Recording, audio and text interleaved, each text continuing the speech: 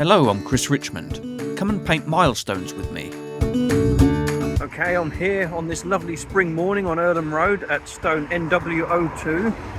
Now, the first thing I have to do to spruce this stone up is put a coat of fungicide on it. So let's see how long that takes. But before I even get that far, I have to clear all the vegetation from around the stone. Right, so as you can see, all the vegetation is gone around the initial site of the milestone. Now we can apply the fungicide and let some of this green disappear. Right, the most important thing, gloves. It's pretty nasty stuff, so I apply the fungicide by spraying the stone thoroughly with a mix diluted 3:1.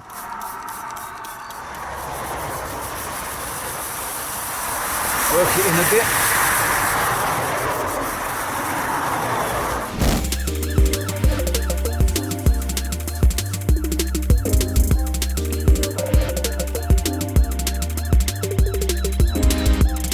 It takes a great deal of scrubbing, but slowly the green is starting to lift.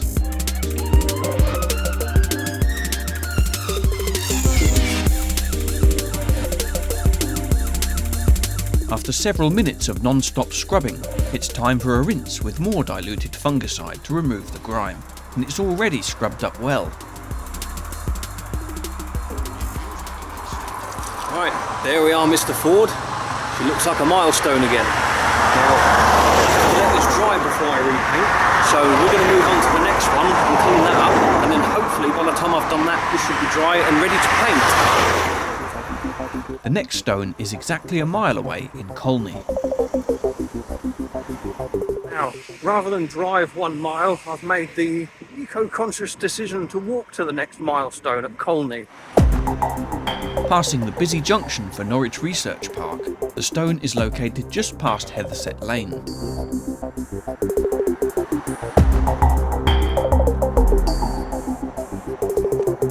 Right, here we are at Colney, the second stone of the day, and as you can see, this one is covered in this horrible yellow fungus, so this is definitely going to take some scrubbing. Again, I spray the stone in a generous layer of fungicide and get to work. The yellow fungus is actually a lichen and thankfully comes off easily, which is rather satisfying.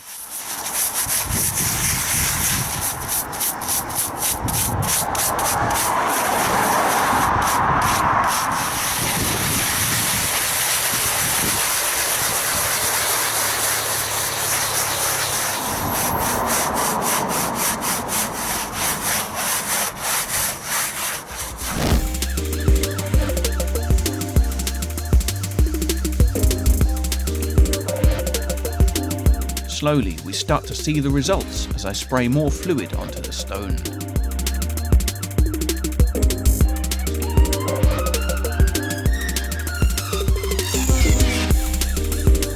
Then it's a final rinse before being allowed to dry naturally. It's much better.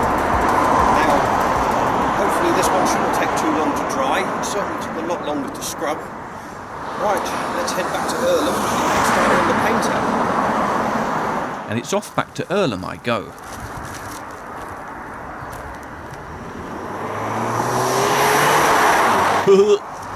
Already the stone stands out, following its clean. Now to paint it. Right, painting. I've painted many things in my time. Boats, locomotives, air raid sirens, ex-RAF control towers. Now I can add milestones to my list.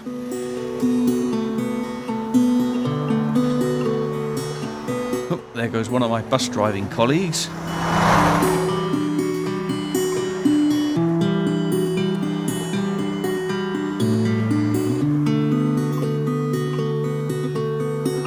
There we are, wonderful.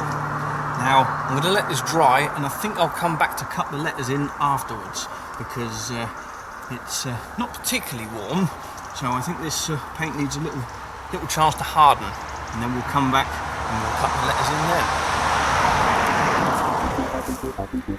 Back to Colney once more. I'm certainly getting some exercise in between these milestones.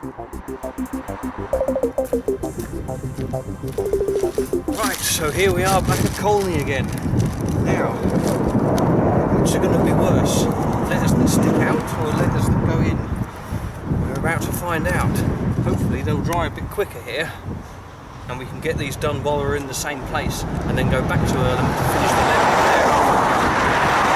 Let's crack open the paint and get started.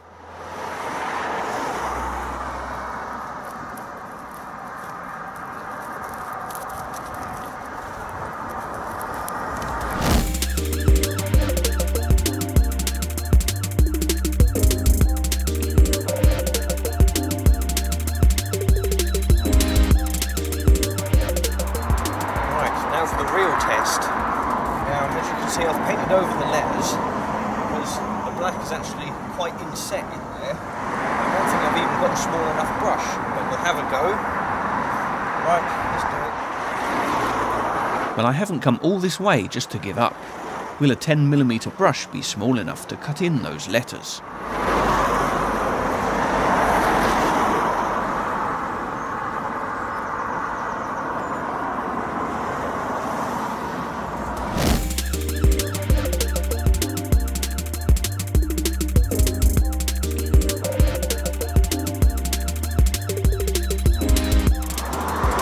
There we are.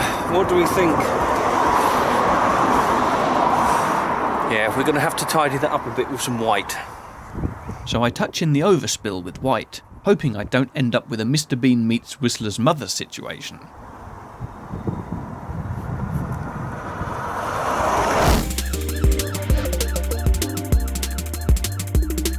Right, now I think we've just about got away with that. We were saved by the little white brush. So yeah, I've tidied up the letters. It's probably not the most efficient way to do it, but yeah, I don't think that looks too bad from the roadside. Don't look too close. Now, we've just got to recut in those letters back at Earlham. So while we've still got the light, let's go.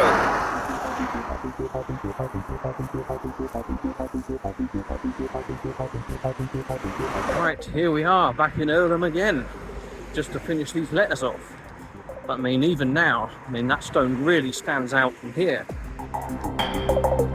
Based on the experience of that last one at Colney with the lettering, I think these might be a doddle, because the numbers are actually, they're only painted on the face. So if I'm very careful with the black brush, these should be very easy to do, he says. Right, let's get to it. Carefully does it with those black bristles.